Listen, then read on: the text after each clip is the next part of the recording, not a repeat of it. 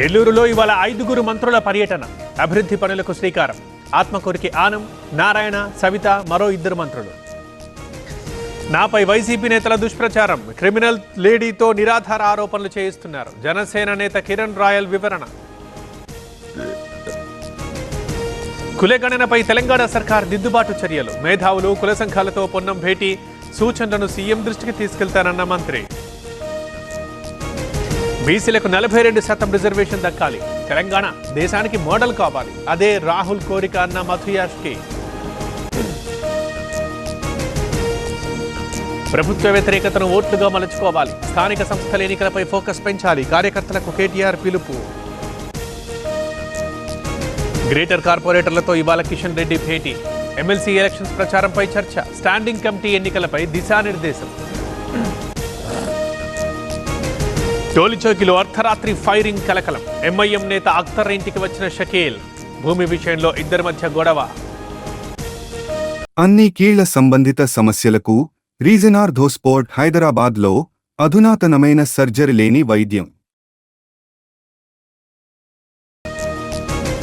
పాడేరు ఏజెన్సీలో నీతి ఆయోగ్ బృందం పర్యటన. గిరిజనుల ఆదాయం, జీవన స్థితిగతులపై ఆరా.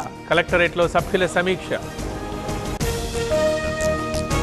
ఛాంబర్లోనే మంచం ఏర్పాటు చేసుకున్న ఏవో బెడ్రూమ్గా వాడుకుంటున్న నాగభూషణం. గుంతకల్లులో వివాదాస్పదంగా మారిన అధికారి తీరు. న్యాయం కోసం వెళ్తే సీఐ వేధించాడు. పుట్టపర్తి ఎస్పీకి మహిళ కంప్లైంట్. మడకశిర సీఐపై ఫిర్యాదు.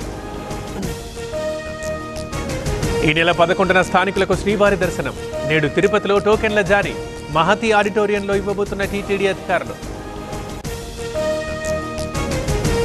నేటి నుంచి ముచ్చింతల్లో సమతా కుంభోత్సవాలు.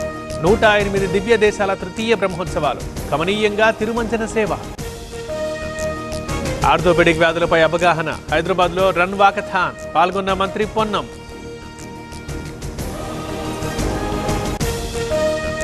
ఢిల్లీ ప్రజలు బీజేపీని గుండెల్లో పెట్టుకున్నారు. ఆప్ నుంచి విముక్తి దొరికింది. ఫలితాలపై ప్రధాని మోదీ కామెంట్. ప్రజాసేవ కోసమే రాజకీయాల్లోకి వచ్చాం.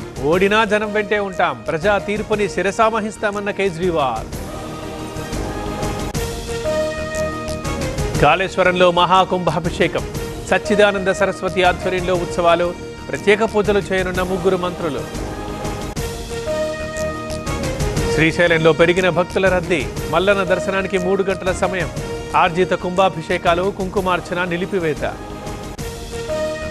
రేపటి నుంచి ప్రధాని ఫ్రాన్స్ పర్యటన. మ్యాక్రాన్తో భేటీ కానున్న మోదీ. థర్మో న్యూక్లియర్ రియాక్టర్ సందర్శన.